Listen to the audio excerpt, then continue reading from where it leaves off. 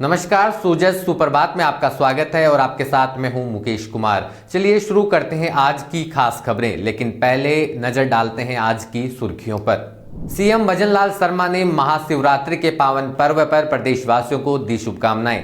कोटा में मनाया गया जेके सिंथेटिक 54वां शहीद दिवस। शहीद की मां समेत कई लोगों ने दी श्रद्धांजलि। पर्यटकों के लिए सरकार बना रही mobile app Rajasthan school of arts की बिल्डिंग को बनाया जाएगा विरासत museum. The Indian polo awards में 22 श्रेणियों में दिए पुरस्कार। जयपुर के सिटी पैलेस में हुआ आयोजन। जयपुर में संगम के जल से स्नान कर सकेंगे लोग। महाशिवरात्रि पर होगा अनूठ आयोजन। जयपुर में नहाने की बनाई गई जगह। घर जमीन की बकाया लीज जमा करवाने पर ब्याज होगा माफ। रुपए एकमुश्त जमा करवाने पर मिलेगा फायदा। नगरीय विकास विभाग ने जारी किया आदेश। मुख्यमंत्री भजन लाल शर्मा ने महाशिवरात्रि के पावन पर्व पर प्रदेशवासियों को हार्दिक बधाई और शुभकामनाएं दी। सीएम शर्मा ने कहा कि महाशिवरात्रि का यह पर्व हमें लोक कल्याण के लिए प्रतिबद्ध होने की प्रेरणा देता है। उन्होंने कहा कि भगवान शिव परम तपस्वी एवं ज्ञान, वैराग्य, भक्ति तथा योग साधना के शीर्ष देव है। उनकी आराधना से धर्म, अर्थ, काम तथा मोक्ष की सहज प्राप्ति होती है। मुख्यमंत्री श्री भजन लाल शर्मा ने हमें विपरीत परिस्थितियों में भी अविचल रहने की प्रेरणा दी है। उन्होंने कहा कि इस पावन अवसर पर प्रदेशवासियों से आह्वान करता हूं कि हम अपने भीतर सत्य व ज्ञान को आत्मसात कर प्राणी मात्र के कल्याण का संकल्प लेना चाहिए। कोटा में जेके सिंथेटिक गेट पर स्थित शहीद स्मारक पर 54वां शहीद दिवस मनाया गया। कार्यक्रम में सीटू प्रदेश अध्यक्ष भंवर सिंह शेखावत मुख्य अतिथि रहे। कार्यक्रम की शुरुआत जेके कारखाने के नेता कामरेड हबीब खान द्वारा झंडारोहण से हुआ। इस अवसर पर शहीद नौलख चंद की मां भी अपने बेटे को श्रद्धांजलि देने पहुंची। आपको बता दें कि सन 1969 में बोनस की 20% सीमा को बढ़ाने के लिए हुए आंदोलन में 20 मजदूर शहीद हुए थे। तत्कालीन कांग्रेस सरकार और जेके सिंथेटिक कंपनी प्रबंधन की मिलीभगत से पुलिस ने मजदूरों पर गोलियां चलाई थी। इस गोलीकांड में घनश्याम, मदन लाल, नौलख चंद, दौलतपुरा, लालचंद, लालाराम, मनन और राम नारायण शहीद हो गए थे। इस घटना के बाद देश भर में मजदूरों को 20% से अधिक बोनस मिलना शुरू हुआ। किसान सभा के वरिष्ठ नेता और राज्य सचिव मंडल सदस्य दूलीचंद मीणा ने देश की वर्तमान स्थिति पर प्रकाश डाला। समारोह में जेके की तीनों कारखानों की यूनियनों के प्रतिनिधि, राजस्थान रोडवेज वर्कर्स यूनियन, परमाणु ऊर्जा बिजली यूनियन और जनवादी महिला समिति के नेता मौजूद रहे। शहीद स्मारक को फूलों से सजाया गया और सभी ने शहीदों को श्रद्धांजलि अर्पित की। राजस्थान सरकार अब राज्य में आने वाले पर्यटकों की सुविधा के लिए मोबाइल ऐप विकसित करने जा रही है। साथ ही जयपुर के किशनपोल बाजार स्थित राजस्थान स्कूल ऑफ आर्ट की बिल्डिंग को विरासत म्यूजियम के रूप में विकसित किया जाएगा। उप मुख्यमंत्री दिया कुमारी की अध्यक्षता में सोमवार को पर्यटन विभाग की बैठक में इन दोनों योजनाओं को लेकर प्रस्तुतिकरण दिया गया। उप मुख्यमंत्री ने पर्यटन विभाग के अधिकारियों को निर्देश दिए कि ऐसा ऑनलाइन मोबाइल ऐप तैयार किया जाए जिससे राजस्थान आने वाले पर्यटक सभी पर्यटन स्थलों की जानकारी प्राप्त कर सके और उन्हें आवश्यक सहायता भी मिल सके। ये ऐप राज्य के पर्यटन स्थलों, होटलों, यात्रा मार्गों और प्रमुख सांस्कृतिक आयोजनों की जानकारी उपलब्ध कराएगा। बैठक में जयपुर स्थित राजस्थान स्कूल ऑफ आर्ट को विरासत म्यूजियम में बदलने की योजना पर भी चर्चा हुई। उप मुख्यमंत्री ने अधिकारियों को निर्देश दिए कि इस म्यूजियम में राजस्थान की पारंपरिक कलाओं, शिल्प कृतियों और कलाकारों को विशेष रूप से प्रदर्शित किया जाए। इससे आमजन और पर्यटक राजस्थान की समृद्ध कला एवं सांस्कृतिक धरोहर से परिचित हो सकेंगे। बैठक में पर्यटन विभाग से जुड़ी बजट घोषणाओं के प्रयोग पर भी विस्तार से चर्चा हुई। उप मुख्यमंत्री ने अधिकारियों को निर्देश दिए कि बजट में की गई घोषणाओं को समयबद्ध तरीके से पूरा किया जाए ताकि पर्यटन को बढ़ावा देने की राज्य सरकार की योजनाएं तेजी से लागू हो सके। राजस्थान सरकार की यह पहल पर्यटन को नई दिशा देने और राज्य की सांस्कृतिक विरासत को संरक्षित करने की दिशा में एक महत्वपूर्ण कदम साबित हो सकता है। द इंडियन पोलो अवार्ड्स का चौथा सीजन जयपुर के मशहूर सिटी पैलेस में हुआ। इस आयोजन में पोलो खेल से जुड़ी बेहतरीन प्रतिभाओं को सम्मानित किया गया। ला पोलो द्वारा आयोजित इस खास कार्यक्रम में 22 अलग अलग श्रेणियों में पोलो खेल में दिखाए गए बेहतरीन योगदान को सराहा गया। साथ ही पोलो खिलाड़ियों, टीम संरक्षकों और खेल समर्थकों की मेहनत और उपलब्धियों का जश्न भी मनाया गया। इस कार्यक्रम की मेजबानी सवाई पद्मनाभ सिंह और ला पोलो के editor in chief Maninder S Sethi ने की। इस मौके पर शहर के जाने माने लोग, खेल प्रेमी, संरक्षक और नामी पोलो खिलाड़ी भी मौजूद रहे। कार्यक्रम का संचालन पोलो कमेंटेटर शरहद सक्सेना और मॉडल अभिनेत्री दीप्ति गुजराल ने किया। इस अवसर पर सवाई पद्मनाभ सिंह ने कहा कि पोलो खेल और इसकी समृद्ध परंपरा को आगे बढ़ाने में योगदान देने वालों को पहचान देना जरूरी है। द इंडियन पोलो अवार्ड्स इस दिशा में एक शानदार पहल है। मैं इस प्रयास में ला पोलो का सहयोग करके गर्व महसूस कर रहा हूं और मुझे विश्वास है कि इस तरह के सम्मान से पूरी पोलो कम्युनिटी को इस खेल को आगे ले जाने की प्रेरणा मिल सकेगी। वहीं मनिंदर एस सेठी ने कहा कि आधुनिक पोलो की शुरुआत भारत में हुई और यह खेल यहां लंबे समय से अपनी पहचान बनाए हुए है।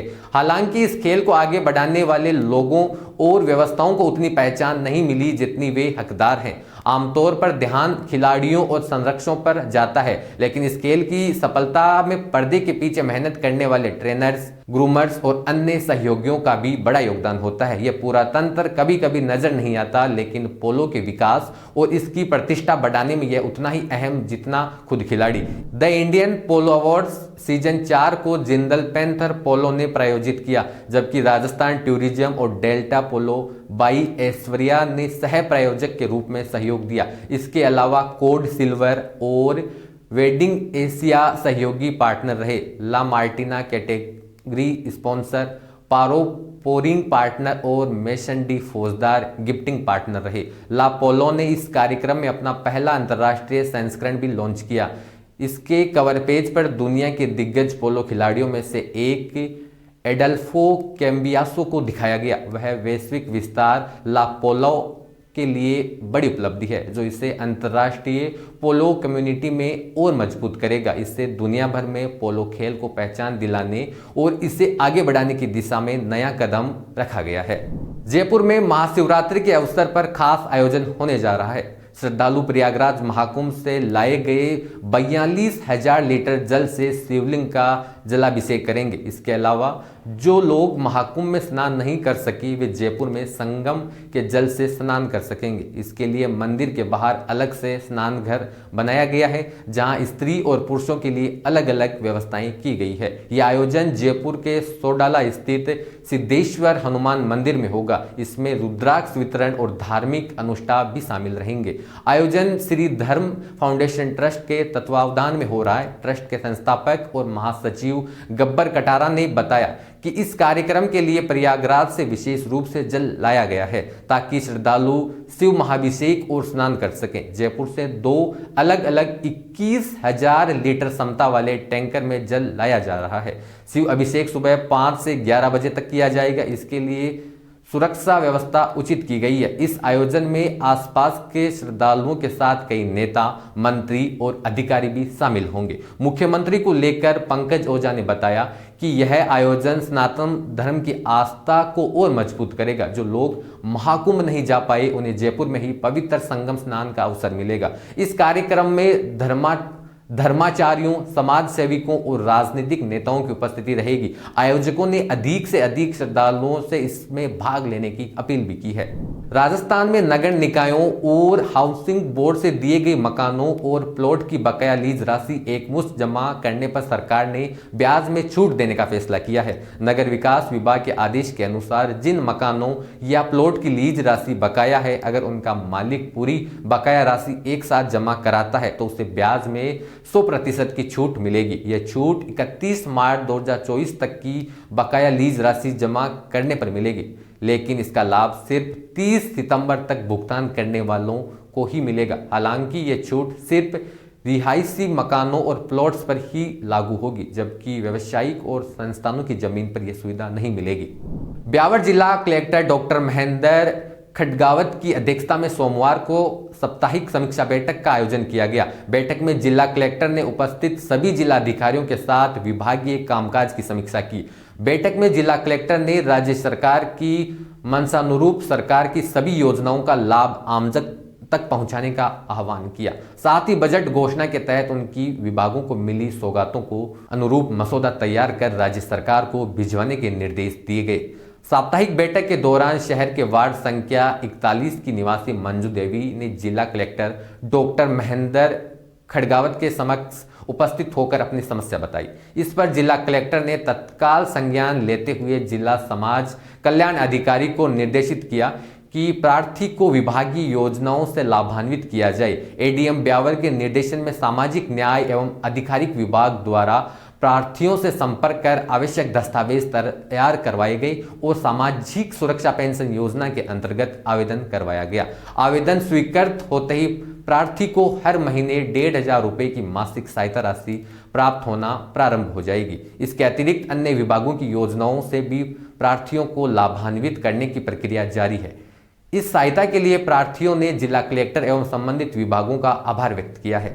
गोविंदगढ़ पंचायत समिति क्षेत्र में सड़कों के नवीनीकरण के लिए सार्वजनिक निर्माण विभाग ने 1.26 करोड़ रुपए की स्वीकृति दी है। इस राशि से 3 प्रमुख सड़कों का निर्माण किया जाएगा। पहली सड़क रेनवाल रोड से सबलपुरा घिनोई तक 2 किलोमीटर लंबी होगी। इस पर 36 लाख रुपए खर्च होंगे। दूसरी सड़क रेनवाल रोड से विलमपुरा तक 2 किलोमीटर की है। इस पर भी 36 लाख रुपए की लागत आएगी। तीसरी सड़क कालाडेरा से धाना का बास होते हुए जालिम सिंह का बास और कुमाऊतों का बाढ़ तक 3 किलोमीटर लंबी है। इस पर 54 लाख रुपए खर्च होंगे। भाजपा प्रदेश प्रवक्ता और पूर्व विधायक रामलाल शर्मा ने इस स्वीकृति के लिए मुख्यमंत्री श्री भजनलाल शर्मा और उप मुख्यमंत्री दिया कुमारी का आभार जताया। उन्होंने बताया कि ये सभी सड़कें काफी क्षतिग्रस्त हो चुकी थी। नवीनीकरण का कार्य जल्द ही शुरू कर दिया जाएगा। इससे ग्रामवासियों को आवागमन में काफी सुविधा मिलेगी।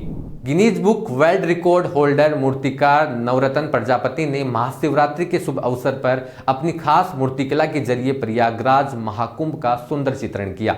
चिकनी मिट्टी से बनी 16 इंच ऊंची इस अनोखी मूर्ति में उन्होंने कुंभ के धार्मिक और आध्यात्मिक महत्व को बहुत बारीकी से उकेरा है। नवरत्न प्रजापति ने अपनी मूर्ति में समुद्र मंथन की कथा को दिखाते हुए एक कलश से अमृत की धारा बहती हुई बनाई है। उन्होंने बताया कि पौराणिक मान्यताओं के अनुसार अमृत कलश से गिरी बूंदों की वजह से ही कुंभ का आयोजन होता है। इस विचार को मूर्त रूप देते हुए उन्होंने दिखाया कि ऋषि मुनि, साधु संत, नागा साधु, अघोरी बाबा और अन्य तपस्वी अमृत स्नान के लिए कुंभ में एकत्र हो रहे हैं। इस खास मूर्ति में एक किताब भी बनाई गई है जिसमें एक अघोरी साधु ध्यान में बैठे हुए दिखाई दे रहे हैं। ये उन संतों और तपस्वियों का प्रतीक है जो गुफाओं, पहाड़ों और जंगलों में तपस्या कर ज्ञान प्राप्त करते हैं और कुंभ के दौरान लोक कल्याण के लिए प्रकट होते हैं। इससे पहले नवरत्न प्रजापति ने पेंसिल की नोक पर सिर्फ 1.3 सेंटीमीटर की प्रभु राम की मूर्ति बनाई थी जो सोशल मीडिया पर काफी वायरल भी हुई थी। उनकी बारीक कारीगरी और कल्पना शक्ति को कला प्रेमियों ने खूब सराहा है। जो सोशल मीडिया पर काफी वायरल भी हुई थी। उनकी बारीक कारीगरी और कल्पना शक्ति को कला प्रेमियों ने खूब सराहा है। राजस्थान में आधार कार्ड की तरह ही किसानों का फार्मर रजिस्ट्री कार्ड बनाया जा रहा है। इसके लिए केंद्र सरकार के फार्मर रजिस्ट्री कार्ड प्रोजेक्ट के तहत प्रदेश के सभी किसानों और उनकी खेती की जमीन का ऑनलाइन डेटा तैयार किया जा रहा है। कार्ड से किसानों से जुड़ी योजनाओं में फर्जीवाड़ा करने वालों और नकली किसानोों पर भी अंकुश लग सकेगा। इतना ही नहीं, इससे बेनामी कृषि संपत्तियों का भी खुलासा हो सकेगा। प्रोजेक्ट के तहत प्रदेश के सभी जिलों में 5 फरवरी से 31 मार्च तक कैंप लगाकर किसानों के यूनिक आईडी कार्ड बनाए जा रहे हैं। आपको बता दें कि farmer registration card project Bharat सरकार की एक पहल है। ये किसानों के लिए 11 अंकों की एक यूनिक डिजिटल आईडी है। इसमें किसान के परिवार से जुड़ी डिटेल, उसके मालिकाना हक वाली खेतीबाड़ी की जमीन की डिटेल और उसमें बोई गई फसल का पूरा डेटा होता है। ये फार्मर रजिस्ट्री कार्ड किसान के आधार कार्ड से भी जुड़ा हुआ है। इस प्रोजेक्ट में एग्रीस्टेक योजना के तहत प्रत्येक राज्य की फार्मर रजिस्ट्री तैयार की जा रही है। फार्मर रजिस्ट्रेशन कार्ड पीएम किसान सम्मान निधि और सीएम किसान सम्मान निधि के साथ ही किसानों से जुड़ी हुई अन्य सरकारी योजनाओं के तहत सब्सिडी और बीमा का लाभ लेने के लिए फार्मर रजिस्ट्री कार्ड व पंजीकरण आवश्यक है। जल्द ही इसे अनिवार्य किया जाएगा। राजस्थान में अभी फार्मर रजिस्ट्रेशन के लिए ग्राम पंचायत स्तर पर 3 दिवसीय शिविरों का आयोजन किया जा रहा है। शिविर में सभी आवश्यक डॉक्यूमेंट के साथ पहुंचकर किसान रजिस्ट्रेशन करवा सकते हैं। यह कैंप किसानों के लिए फ्री है। आप देख रहे थे सूजत सुप्रभात। फिलहाल इतना ही, जल्द होगी मुलाकात। शुक्रिया।